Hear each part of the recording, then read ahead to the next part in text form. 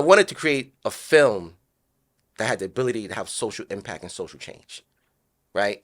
I didn't just want to do another documentary because I already did Nubian and Tekken. And, we entertain you for 2 hours and that's it. We educate you for 2 hours and that's it. It was like, okay, then what? Right? There was really no movement with it beyond just that. And I saw that in Nubian and Tekken. It's like, if you're going to be a filmmaker, what is this all about? You just want to be popular? What do you want to do? Wow. So before I even kind of started to make Hoppy, and that's why I guess the reason why it was shelved, because we started, like I said, back in 2011. The film wasn't released to 2020 because the concept of the relationship piece was there. Just understanding, the relationship. Because again, they'll try to make it seem like this. They never want to fully define what Egypt is. This other group, racially other group, was subjugating this black group, their black neighbors. That's fundamentally, that's how, if you want to really look at it loosely, that's the theme, right? But there was a different type of relationship there, and a lot of times that relationship was built on trade and commerce. A lot of times they shared principles and ideas, but they don't really speak about that piece. Wow. You know what I mean? So Hoppy really fundamentally and initially was built on that.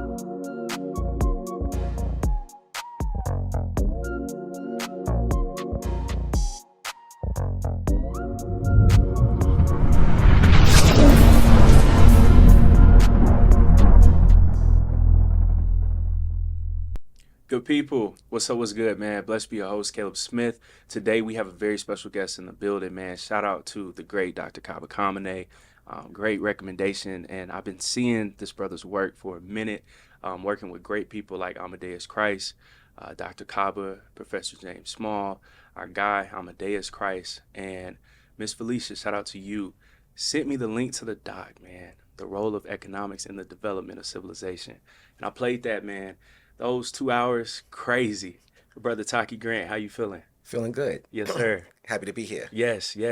Man, from New York, how you like, man, Atlanta right now, being down here? How's the vibe? I got to tell you, man, once upon a time, I used to call Atlanta my third home. Okay. I used to be down here so much. Yeah. Like 2006 to 10. Yeah. I was almost every weekend. Yeah. I was in Atlanta. Yeah. So like Atlanta was a different city back then. Yeah. So. Yeah. What it is sure. now. But, the vibe was always chill. Yes, sir. Always, like I said, always had a lot of love and admiration for Atlanta. And half of New York is down here. So it's kind of like a homecoming for me. For sure. I come down here, I see all these New Yorkers. So it's like, it's just like I said, it's cool. And see a lot of forward movement here. I guess it's the closest thing to a Wakanda if we had one. Come on. Atlanta would kind of be it, in terms of progressive forward movement, black people. Yeah. Doing their thing. I love that. So this is definitely the place. And, I got to give credit where credit is due. And that's definitely what it is. Much love, man. Happy Films, Black Excellent Day. I love seeing that too, man, of seeing like black commerce, film, music, everything. What inspired that entire concept too? So that is essentially what we call the Hoppy movement. The Hoppy movement is that, execution of ideas and ideals that's move us forward, in this mission. Right. And for us, the movement preceded the film. Most people see it as vice versa, because Hoppy is actually the third of a series of films that are done. First is Nubia, The Untold Story. Then I made the film. This is back in 2006. Wow. Then we did the Tekken, Uncovering the Influence of Ancient Egypt. Which essentially delves into the understanding that the West, particularly the United States, had in the capital city borrowed the architecture from ancient Kemet. Right. Yeah. If you go to DC, particularly with the Lincoln Memorial. Yeah. I'm just going to use this site for instance. The Lincoln Memorial, Washington Monument, and the Merritt Pool was called the National Park. That space there.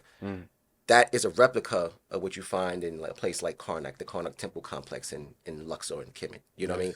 So that right there kind of show you where they kind of took their understanding. You know what I mean? So these Freemasons that founded America were heavily into ancient Egyptian studies. Come on. You know what I mean? So the Tekken was the second film. Right after that, it started really in 2011. We started to think about Hopi, you know, and I named the film Hopi because Hopi is the one common, not the one of the common threads that Egypt and Kemet and Nubia has together. You know, that river that they share. That's right. Hopi, for those who don't know, is the original name for the Nile River. Yes, sir. Right? With the ancient Egyptians or the ancient Kemetiu called the river the Hapi Itiru. Now today, Nile River. But Kemet and Nubia shared that, you know. And the Hapi River itself, or the Hapi Itiru, it represented this economic thoroughfare that trade and commerce was moved back and forth. And we understand the foundations of civilization, or the role of economics, what it played in the foundation of civilization. You understand the importance of that river, right? Yeah. And that river created the world's first great mega economies. You know what I mean? Yeah. So we talk about economics, and as Black people today, we need to understand, and so what the film shows you is that we was always economic actors. Come on. You know, we created what you call economics. We created that. Yeah. You know what I mean? So Black people don't ever need to think that they're poor. A lot of our impoverishness comes from kind of a poor mentality. Yeah. You know what I mean? So when you understand who you are, then that changes that perspective. Now, the film Hopi originally was built on, or was predicated on, just understanding the relationships between the kingdoms of the Nile. Yes, sir. Right? Yeah. Because the way Egyptology is created is by taking, and I've said this a million times, taking Kemet out of Africa and placing Egypt in the Middle East. Right? That's so right. once you understand the relationship between Kemet and Nubia, or Kemet and Kush, you understand that they're brothers and sisters, right? And that one actually, or a mother and child, one comes out of the other. Right. A civilization beginning in the south and move northward. When you understand that, then they can't do things like tell you Egyptians weren't black. And you know, as we're like right now in this current climate that we're in, you know, you have this group in Egypt that's basically saying that Cleopatra wasn't black, and they're trying to sue Netflix for this movie that Jada produced. Kevin Hart too. Right, the host of Kevin Hart. You know, a lot of this actually started really with the Hopi movement. Wow. You know what I mean? So Yeah. what a lot of people don't know is that last year we had the conference scheduled in Egypt. Right? February last year. It was called the One Africa Returning to the Source Conference. That conference was canceled because the pushback we got. Same thing Kevin Hart had, we had it. Wow. Right? So the same people that organized the campaign against him organized against us. Right? The Change.org campaign that they did, they had a petition against our conference. Same petition they had against Kevin Hart, the same organizers. Wow. Right? A lot of people don't know this. So we had 12 scholars that were set to go to Egypt and 200 people, February last year. And once people got word of it, became this huge international thing. Really interesting. It kind of trended more in the Middle East and in Europe than in the States. CNN, Middle East contacted me, Al Jazeera contacted me because they wanted stories on it. Fast forward a year later, Kevin Hart happened. Same people that organized that campaign against him organized against us. You know what I mean? So this is the Hopi movement.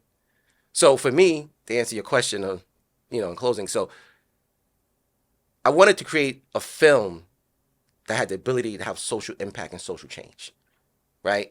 I didn't just want to do another documentary because we already did Nubian and Tekken. And, you know, we entertain you for 2 hours and that's it. We educate you for 2 hours and that's it. It was like, okay, then what, right? There was really no movement with it beyond just that. And I saw that in Nubian and Tekken. It's like, if you're going to be a filmmaker, what is this all about? You just want to be popular? What do you want to do? Wow. So before I even kind of started to make Hopi, and that's why I guess the reason why it was shelved, because we started, like I said, back in 2011. The film wasn't released to 2020 because the concept of the relationship piece was there. You know, just understanding, you know, the relationship. Because again, you know, they'll try to make it seem like this. They never want to fully define what Egypt is. This other group, racially other group, was subjugating this black group, their black neighbors. That's fundamentally, that's how, if you want to really look at it loosely, that's the theme, right? But there was a different type of relationship there, you know? And a lot of times that relationship was built on trade and commerce. You know, a lot of times they shared principles and ideas, you know? Yeah. But they don't really speak about that piece. Wow. You know what I mean? So Hopi really fundamentally and initially was built on that. But it was like there was something missing. And my brother Nat, my brother Rock, who's now our ancestor, kept saying, yo, Todd, let's do a documentary. I was like, nah, let the other cats do it.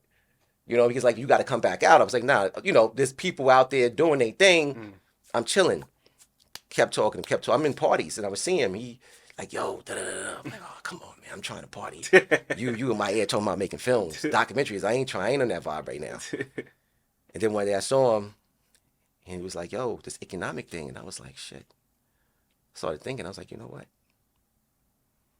And it kind of clicked. Because once I started really thinking about the relationship, I was like, damn, by and large, because I'm thinking, you know, economics, we always think money. Yeah.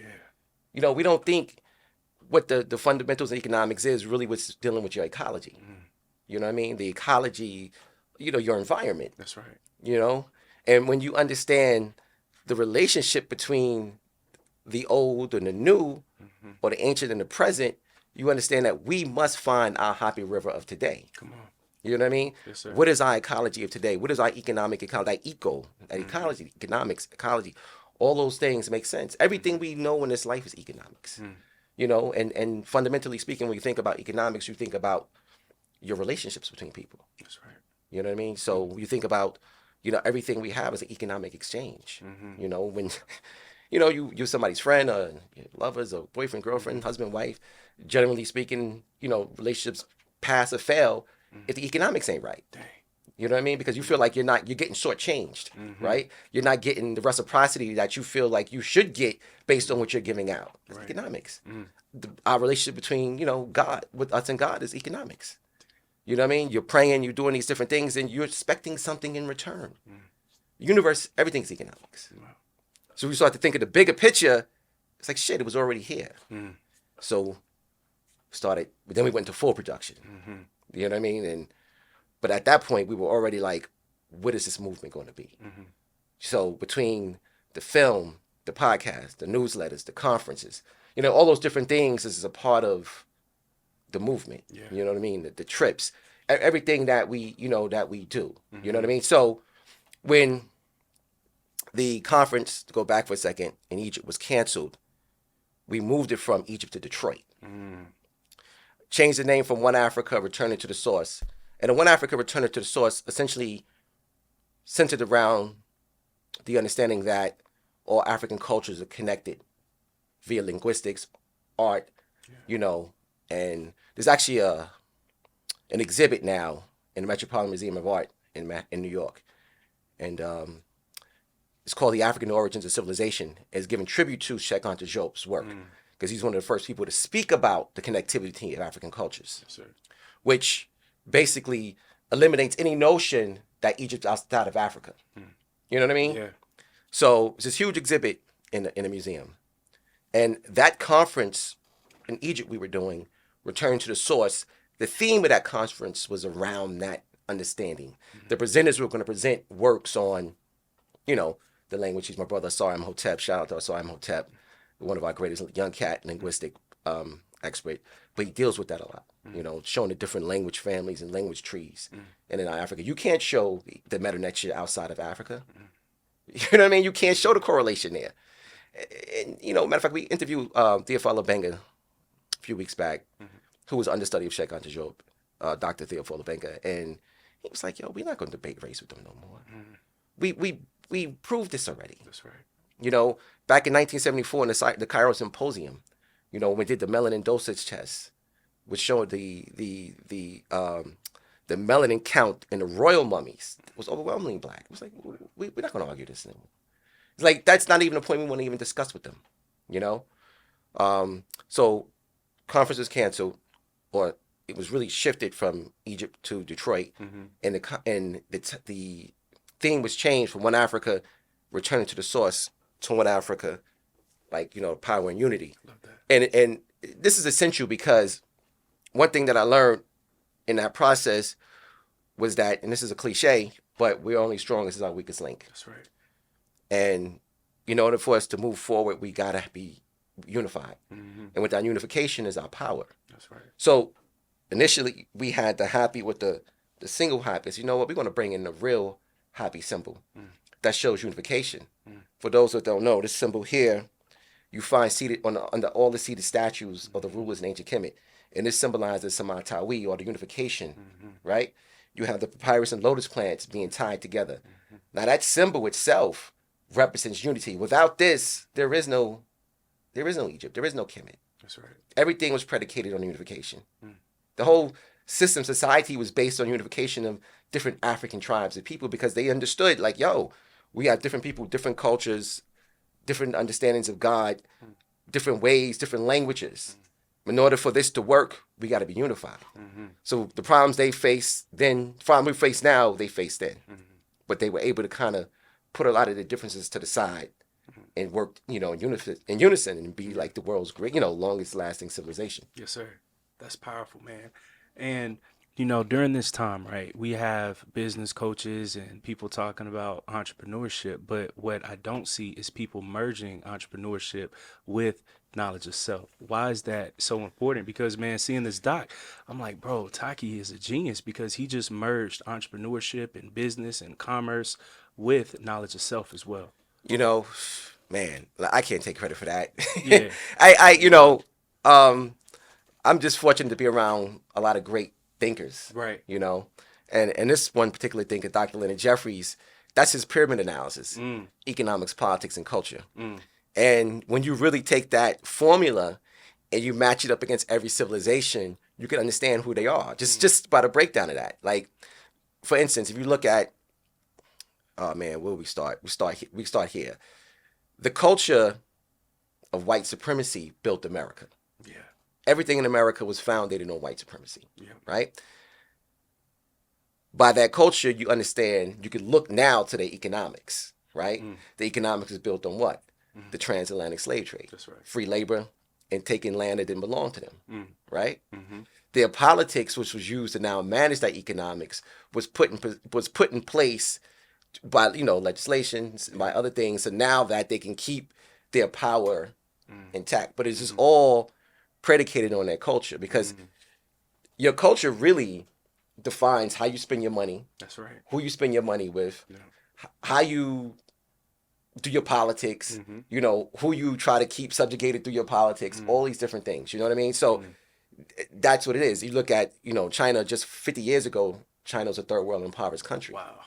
Yeah. So you look at where they are now, their culture is what got them to that place. That Chinese nationalism is what moved them forward. The thinking and belief that they are divine, that they are a great people, is what kind of moved them forward. You understand what I'm saying? Yeah. The same thing with Jewish nationalism. All these different people, they identity and their nationalism, and their cultural nationalism, essentially is what fuels, their rise or their fall. Wow. Yeah. You know what I'm saying? Yeah. So you can have your economics, you can have your politics, but if your economics and your politics is not directly connected to your identity, you're always going to be serving somebody else. So for us, we need to understand that we have to have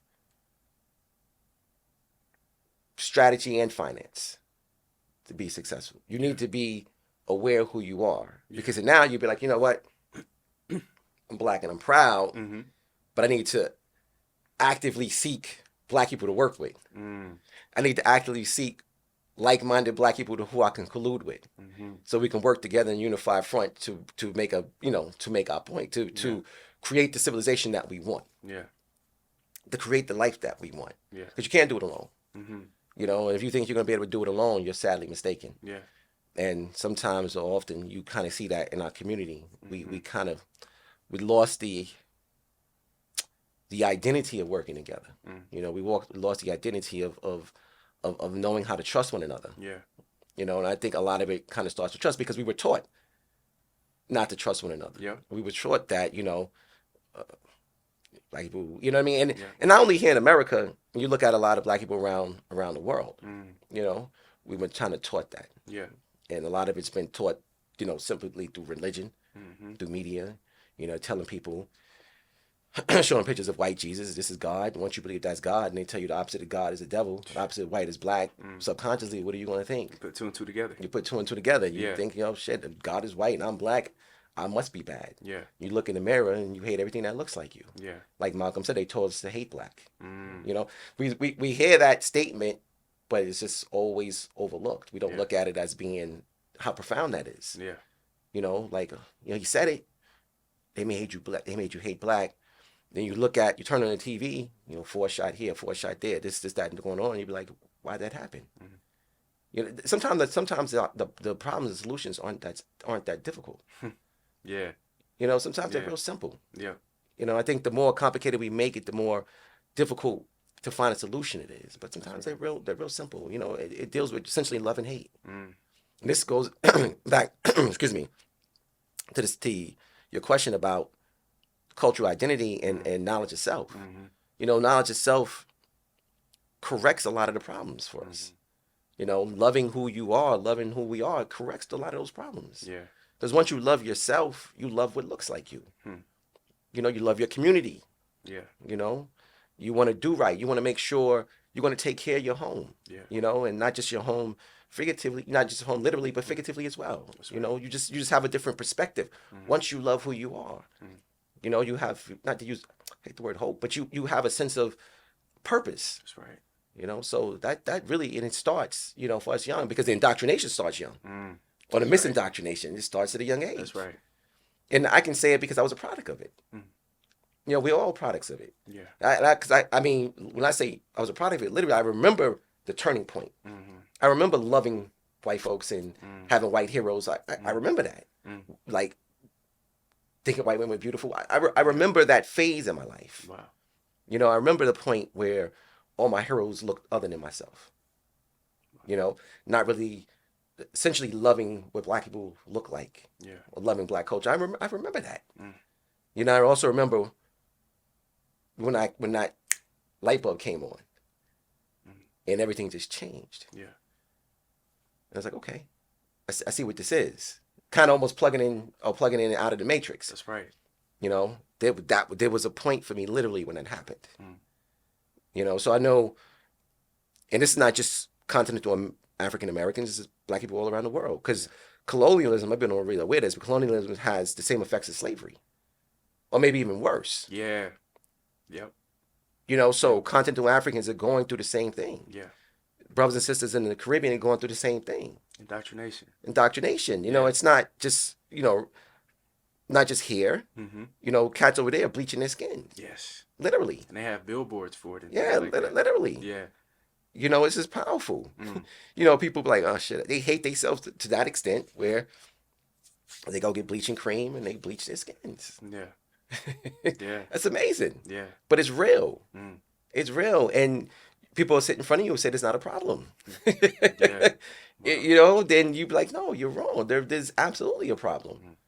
And it starts, at a young age, and it starts with things that people seem to be, with, religion and other forms. If you're God, it's a saying, the Bible says God created man in his image and his likeness. The reality is that every man created a God that looked like him. That's right. That's a reality, right? Not to say the creator doesn't exist in, it's not real. We understand that as Africans in spirituality. Yeah.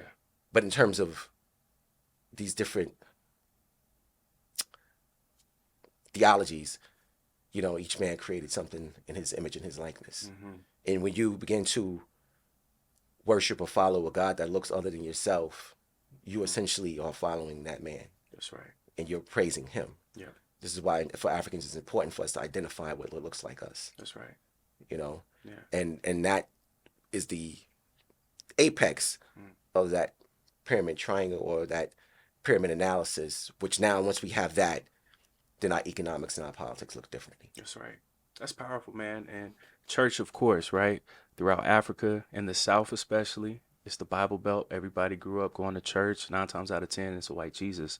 But everybody's paying tithes. Grandma's paying tithes. There's some old ladies that's paying tithes and catching the bus, catching MARTA. What impact does the black church have on us, not only knowledge of self-wise, but economically too? The black church is a really interesting concept because the black church was actually at the forefront of a lot of, it's like a double-edged sword here. Right.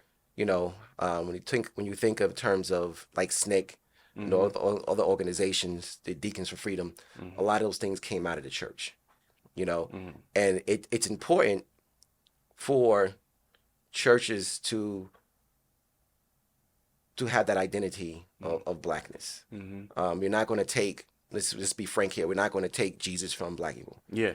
That's impossible. That's It's impossible. too late. It's, Yeah. yeah, Yeah. black folks are going to love Jesus. Yeah. And but in that, we have to understand that they need to have a black imperative. They need to understand how important it is to see themselves in that light.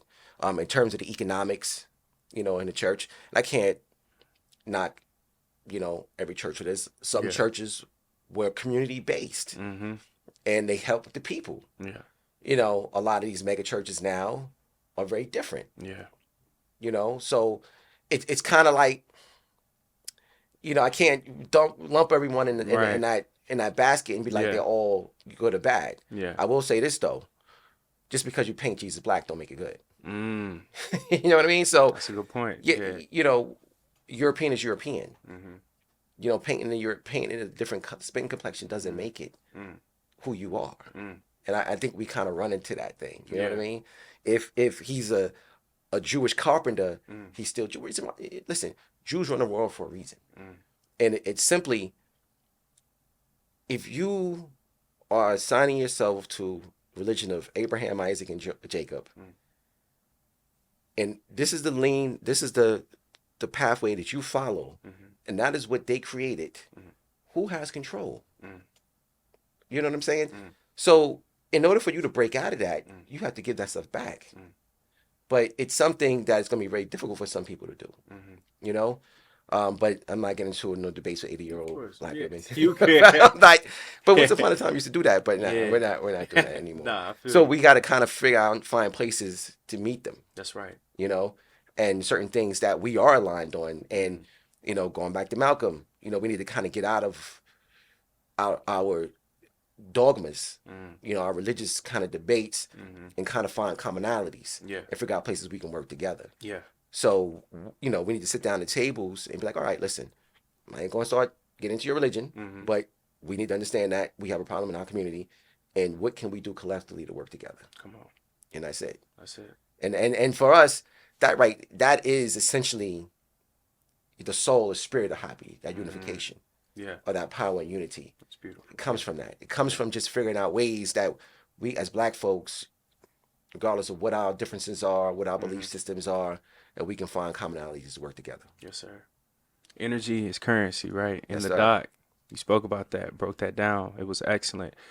Kari shells, man. So how do we go from shells to now, bro? We talking about physical paper. That was so impressive because I'm like, whoa, back then there was no, I have 10% of this stock, woo, and I'm gonna use this towards this. Instead, I have this, or I could trade you. Dr. Boyce, great example. Bananas. Hey, if that's popping, I got 10 of these. So look, I'm gonna start flipping them. So what was that shift like from us starting back from that to now people have credit cards or everything's digitized somewhere, or paper cash, things like that? Yeah, shout out to you, Caleb. Man, I can see Yeah. you really, really watched it. Hey, man. I had to, man. Yo, I was vibing out Yeah, when I was nah, watching I, it, man. I see that. Yeah. Listen, you're taking me back. Yeah. So, yeah. in God we trust, Mhm. right? That's on the back of the dollar bill. Yeah. All right. So if you control the God, you control what? That's heavy. You control everything. Yeah, that's heavy. So yeah. I want to move you away from what you're trading with, and I want to give you what I'm trading with. Because if that is the God, then I control you. You understand what I'm saying? And this is why countries today are trying to break away from the U.S. dollar. This is why you're hearing all this conversation centered around BRICS and these other things, because the U.S. dollar is their God. They don't want to worship that God no more. They want a new God now. Wow. You know what I'm saying? Yeah. Because that's the way the United States keeps control. And that's the way they don't want you doing certain things. They'll just sanction you. And they won't allow you to do anything in dollars. If you can't trade in dollars and most everybody else is trading in dollars, what does that do for you? Yeah. Wow, that's an excellent point. You know what I'm saying? So Yeah. they had to create a currency that they have control over, because that gives them their power, Yeah. and their power comes in their God. And there, if you look at it, there's a correlation here to what we were just talking about. Yeah.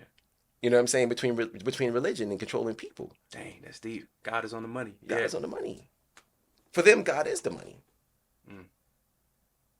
So we're living in interesting times right now where you can see it's an attempt because it's a lot of internet news or social media news, but it's gonna be a lot more difficult. It's like taking 80-year-old women away from Jesus. Taking Jesus away from 80-year-old women. Yeah. It's gonna be the same thing with trying to take the dollar away. So, and these fools are willing to die for it. Yeah. So, Wow. That's heavy, man. And on that same dollar bill, it's a pyramid on the back. Isn't that crazy? But we're told Africa is so poor and diluted, and you see, it's an old commercial when they play Arms of an Angel and da da da da da. It's the kids and all those things. So, how do you feel as someone that's been to Kemet and touched the ground of knowing that we have pyramids on our dollar bills? Like, well, that goes back to the movie Tekken, or the documentary Tekken that we did, yeah, and just understanding that those Freemasons that founded this country were heavily into studying us. right, yeah, See, we're worshiping them, but quiet is kept. They're worshiping us. yeah, it's the other way around.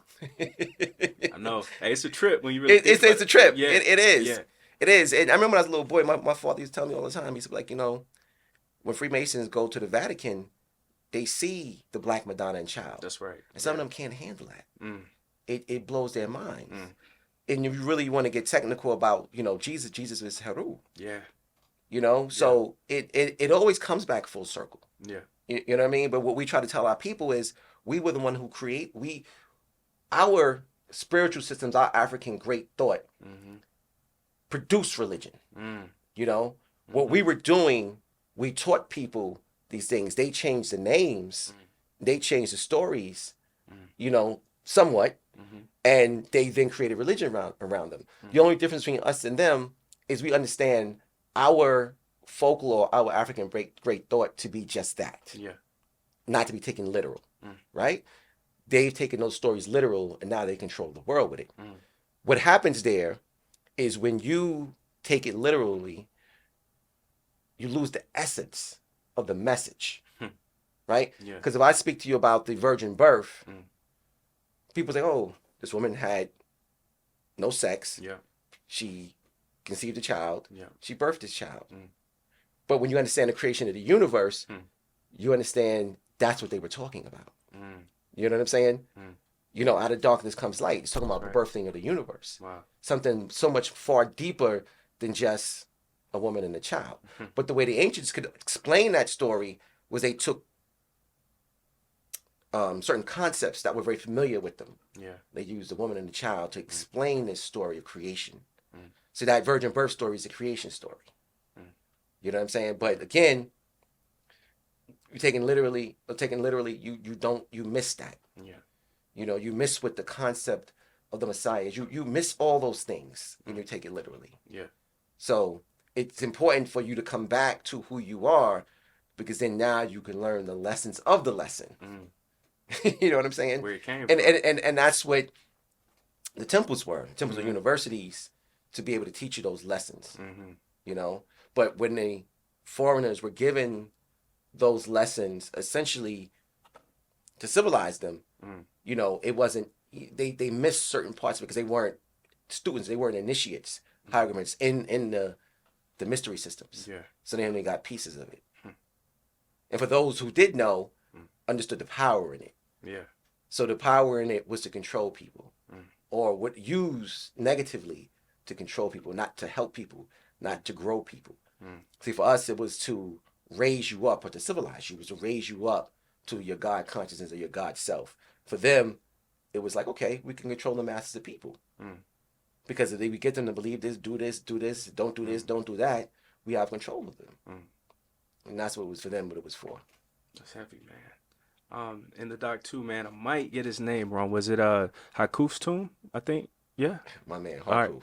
Yeah, it was that, man. Knowing that he had to get an escort, I was like, yo, what's going down? So what was happening like throughout the whole Happy Valley civilization that a governor would need an escort, man? Throughout I call Harkuf, affectionately call him Mr. Happy. Because a lot of the spirit of the doc was built on him in his story, and wow, years ago, 20, plus years, I was always intrigued by Harkuf Mm-hmm. because, you know, just thinking about the relationship between the kingdoms and the now, Right. and how, you know, the two kingdoms Mm-hmm. interacted with one another, Mm-hmm. right? In Harkuf's tomb, they call it the kingdom of Yam, Mm-hmm. Y-A-M.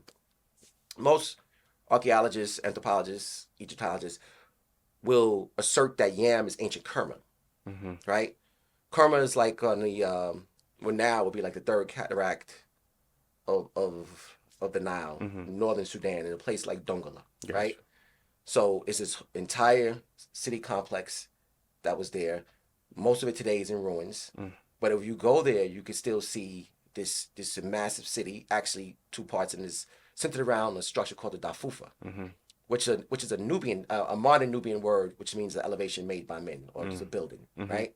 So this Dafufa was the centerpiece for this city complex. Mhm. So just for argument's sakes, we're going to say Yam is Kerma, Mm-hmm. right? Because there's nothing else comparable to what Harkuf was really describing in his on the tomb walls Mm-hmm. that we can see in the ancient world. You know, that was on par with what he was talking about, Mhm. with the exception of Kerma. Got you.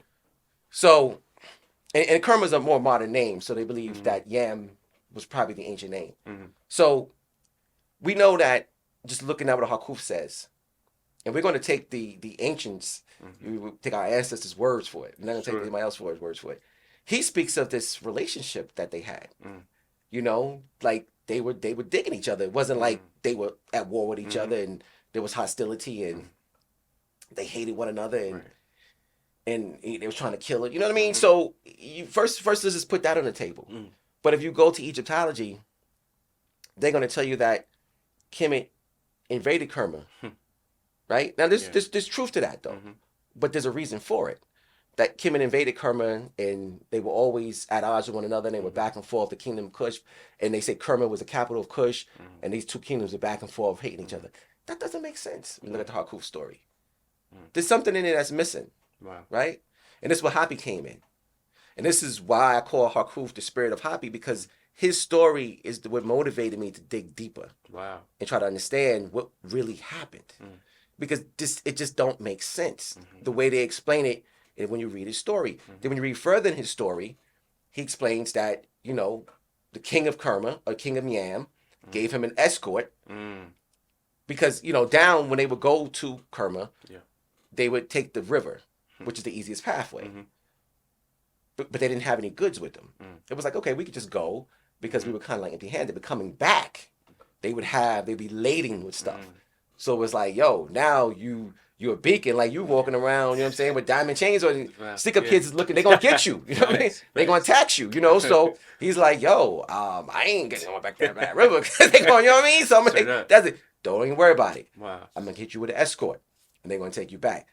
For me, that does not explain hostility Mm. between the two kingdoms. I'm looking out for you. I'm looking out for you. It sounds like a black story though. There's man. something else. There's something else Yeah, going on there. But if you yeah. read, when you look into Egyptology, it explains it very differently, Mm. right? So my notion, and right now, still a theory, Mm-hmm. was that this migration into the Nile didn't stop with the creation of Kemet. Groups kept migrating back and forth in and out of the desert Mm. into the river, particularly during certain seasonal migrations. Mhm. You know, and if you come in 5,000, 10, you come in with a whole tribe of people or groups of people, or you're just there and you're there for hundreds of years. And you got to understand something. We're talking thousands of years sometimes. Mhm. You know, we look at time as this. We look at, especially ancient time, we look at it like, oh, it just happened like, all this stuff happened like a 1 or 2 year period. Mhm. This stuff took hundreds of thousands of years sometimes to develop, Wow. you know? And before I go into that, let me just give you this. We talked about Cleopatra earlier. Yeah. We're closer in time to Cleopatra, who lived in the 1st century BC, than Cleopatra is to the pharaohs that built the pyramids. Wow. Wow. That, just to give you an idea of just how old ancient Ancient. Egypt is. Yes, sir.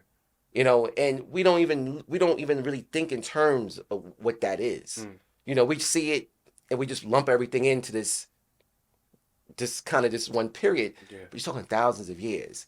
And, you know, we think in terms of America, this is what, 275, 280 years old. Baby. It's a baby. You know what I mean? Yeah, So yeah. it's hard for us to see past that. Yeah. Because we don't conceptualize time that way. Yeah. So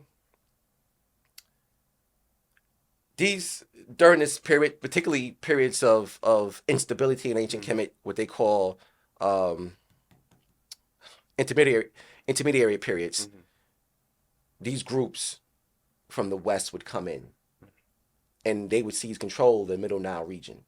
And by seizing control of the Middle Nile region, which would be southern Egypt, northern Sudan, they would control this area. And in controlling this area, they would, actuate wars against Kush and also Egypt. Wow. And this group became an enemy of both sides. You know what I mean? So this, for me, would be the people we need to identify. Not the people who were in Yam or in Kerma. There was other groups that were migrating into the Nile. And if you look at some of the history during the Middle Kingdom, and I know I'm getting on track here, I'm sorry. You good. We're fluent. You look at some of the history of the Middle Kingdom, you'll see the creation of forts that were built in that area of the Middle Nile region, because that's where the economics came in. And most of your wars in ancient time were fought for trade routes.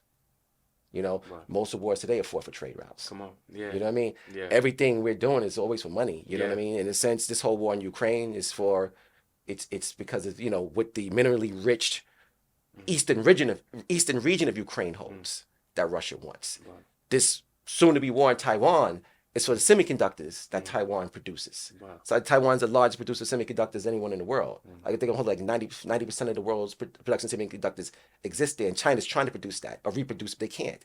So they want control of Taiwan. America wants to have Taiwan under their shoulder because now they have something that China doesn't have. You understand what I'm saying? Yeah. So when you look at war and why we're fighting wars, essentially this is what it's always been about, and this is what it's always going to be about. That's right.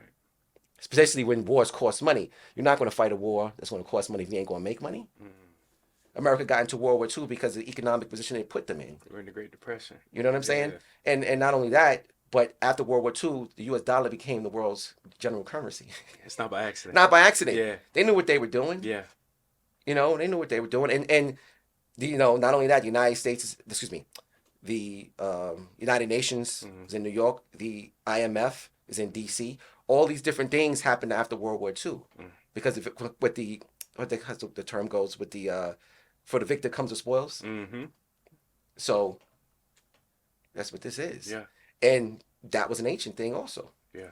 So the Middle Nile region became this contested region because that's where the trade routes in and out of Central Africa were, where the goods were. And those who controlled that area controlled the flow of goods. Wow. So they built forts there to protect that.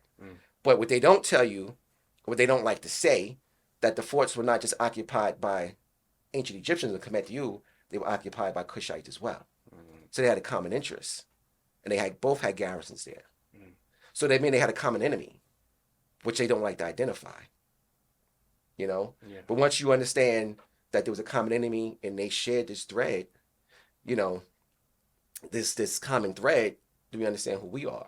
And for me, when I got into it a little deeper, there was another, and I'm jumping around a little bit here, Good. but the film talks about this place in Egypt called Deir Balis.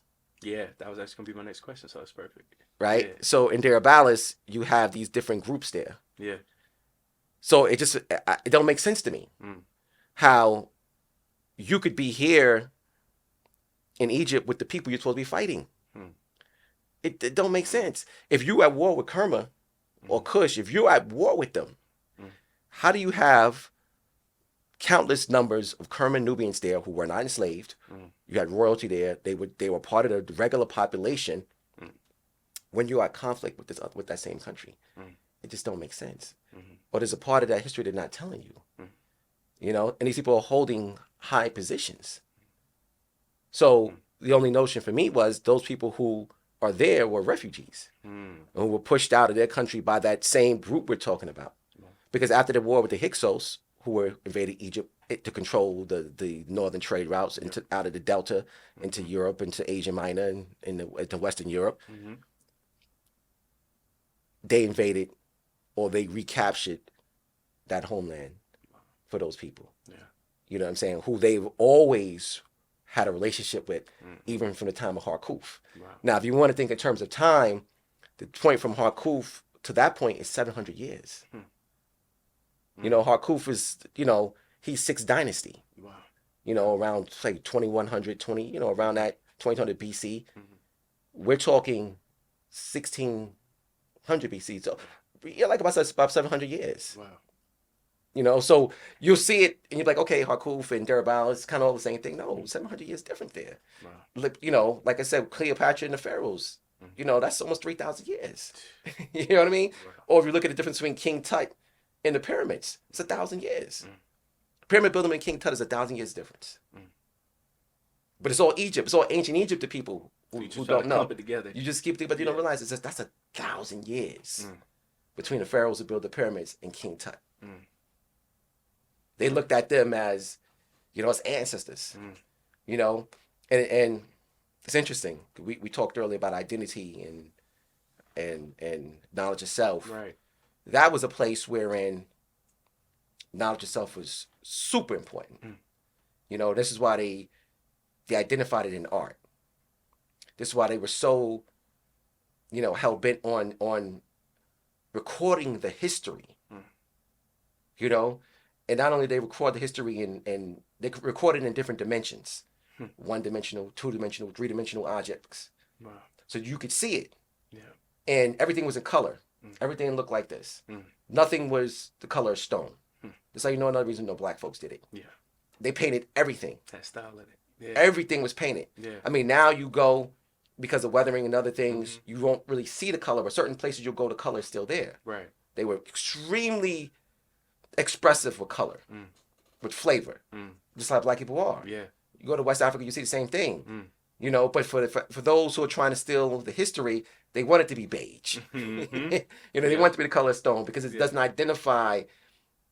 The color doesn't identify them, doesn't relate to them. Yeah. But for the black people, we see the color, we say, oh yeah, that makes sense. Like the Hiram Aket, commonly known as the Sphinx, the headdresses of Nimis, right? Nimis were various colors. Looks like kente.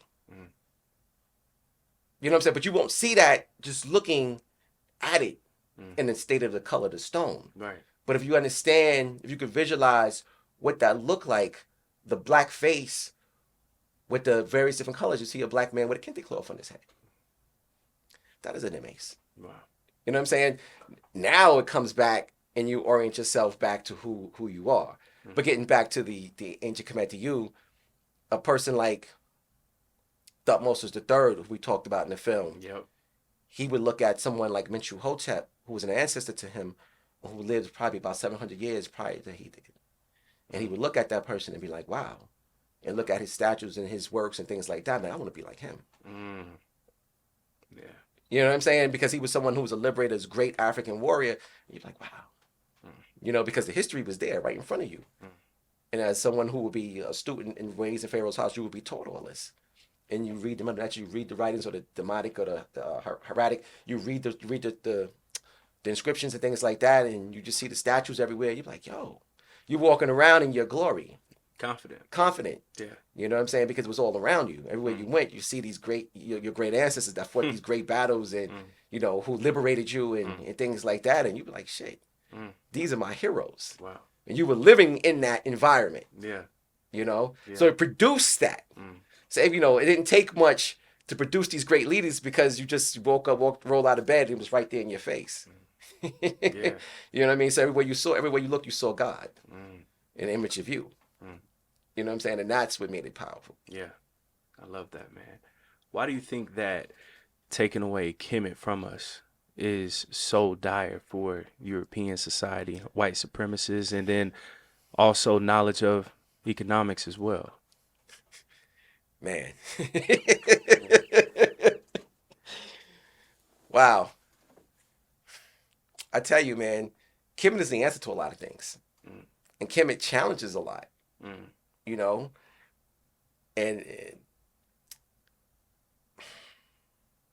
kind of to go back what we were talking about, when you talk in terms of religion, like the science or the knowledge of ancient Kemet in terms of like their, if you look at the history of religion, science, math, where all these things come from, economics, when you look at the origin, a lot of it takes you back to the Nile Valley, right? Or the Happy Echiru.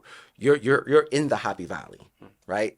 And once you're in the Happy Valley, you see truth and lies, Mm. right? You see that, you know, it destroys Adam and Eve, right? Noah, Abraham, all those things go out the window, right? Because you're like, how are these cats building pyramids here when these cats are in the caves there? Dang. You understand what I'm saying? Yeah. It just doesn't add up. This is a documentary series. I love the beginning. It's called Egypt Uncovered. I think Discovery's channel produced it.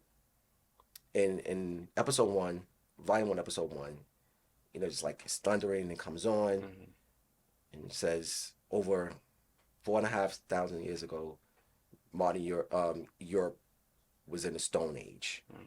Great civilizations of Mesopotamia or Samaria and Babylonia, whatever like that, they're yet to emerge. But in the northern tip of Africa, something unparalleled is going on in the ancient world. You know, it talks about the pyramids being built. So just analyze that for a second. Europe was in the Stone Age. You know, the civilizations in Asia, they haven't even been born yet. But in Africa, we're already at high civilization. We're not talking just civilization, the civilization process. We're at high civilization. We already mastered science, math, astronomy, astrology. We already mastered those things. You know what I'm saying? So these are Europeans that produce, and it's so kind of under the radar statement that you don't catch it unless if you understand history. So when you look at why Egypt is so important to them, because it challenges their rule, right? When you look at, you know, certain groups that control the world and how they control the world through religion, because you basically worshiping their God, you take that God from you. You don't look at them as being all powerful anymore. You now look at yourself as that they can't have that. They rather keep you in darkness or believe that it's something other than you. You know, because once you don't see it as yourself, you have no interest in it. For me, what motivated me to do trips or, to take our people on pilgrimages to the Nile was the fact that I didn't see any of us there. And I was like, why? A lot of my people don't relate to it. They don't relate to it because they don't see it as them. Because they believe in Elizabeth Taylor. They believe in Yul Brynner. You know, they saw the Ten Commandments. They saw Cleopatra. And these are the movies. These are the people who they associate with the ancient Egyptians. That's why media is so important. That's why, you know, I always take, again, sometimes I take from Dr. Jeffries, is those who control the images, control the self-esteem, self-respect, and self-development. That's right. Right? This is why we have to create our own narrative, and we have to create these things that look like us. So once we have this type of imagery, we can now inspire our people to be great. Right? So just as Thutmose III would have saw, you know, writings or statues of Mentuhotep, and he became a great person, we have to show our children these great images of Black people so they can be great. Yes, sir. This is the answer to your question. This is why they don't want us to identify with the Nile, because this will create us to be great. And they don't want a whole generation of Mentuhoteps running around or Thutmose III running around. They don't want that. And when you think about what Hollywood did, Hollywood took the Black Panther. The Black Panthers created on the notion of a great warrior like Mentuhotep or Thutmose III. That's what that was emulating. You know what I'm saying? But I caution Black people about this. I'm like, we have a real non-fictional story. That's right. Our story does not have to be predicated on fictional characters. That's right. We have real Black Panthers that you should go learn about, that were fighting for a real Wakanda. You know what I'm saying? Not a place that is fictional. We had a real place that they wanted. As they coveted Wakanda so much, they coveted ancient Kemet so much. Ancient Kemet was the most invaded country in the world. And it's still being occupied by invaders. You know what I'm saying? And, you know, there's a point in history in the 25th dynasty. And I always love this quote taken from Ivan Van Sertima, and They Came Before Columbus. He called the 25th dynasty the last of the Sun Kings. Because after that, all the rulers were foreigners. You know, starting with the Syrians, the Babylonians, the Persians, the Greeks, the Romans, the Arabs, all in that order, invaded Kemet. You know, you can keep, you know, we can even kind of throw in the British in there too, the Turks. You know what I mean? So there are others as well. So this has been the most coveted place You know, everyone wanted from something a very different reason. And the way I always explain it, and one thing interesting about ancient Egypt, in most times when the foreigners or rulers, foreign rulers came to Egypt, they never imposed. In most cases, they didn't impose their ways upon them. In fact, they adopted the ways of the people who they were subjugating, which is really interesting because they became what I like to call Egyptized. They was like, oh shit, you know, you cats obviously got a formula for success, so I want to follow what you're doing. So they built temples worshiping African gods, right? Not only in Egypt but all around the world, because they knew the Africans on the Nile had an understanding of these things, Right. and they coveted this information so much. When the French came, when the Napoleon army came with 300 scientists. Yeah. You know what I'm saying? But they did that, but what they did also, they wanted to document and catalog everything that they found. You know what I'm saying? Yeah. This is why they don't want us to know about it, because they want that power. You know? And this is why the Freemasons that built this country studied ancient Egyptian civilization. Yeah. Because, as we said earlier, you know, they're secretly worshiping us while they have us outwardly worshiping them. That's right. You know what I mean? But the power really lies in who we are. That's beautiful, man. Brother Taki, you killed this. Thank you so much, man, for your time. Very last question. Where do you see yourself, Happy Films, everything within the next 5 to 10 years? You know, I got to say, thank you, Caleb, for having Thank you. me. Shout out to your team Yeah. and Dream Elite Production. Thank you. You know, it's important for us to create institutions. And I'm a product of institution. There was and we had a lot of these in our community. You know, the 70s was a very interesting time for Black America. We lost a lot. You know, 70s were a product of the 60s. Yeah. There was still a lot of Black love in the air. Your 80s came around, and well, 70s too. 70s when the war on drugs started, which kind of disrupted a lot of what we created in the late 60s, early 70s.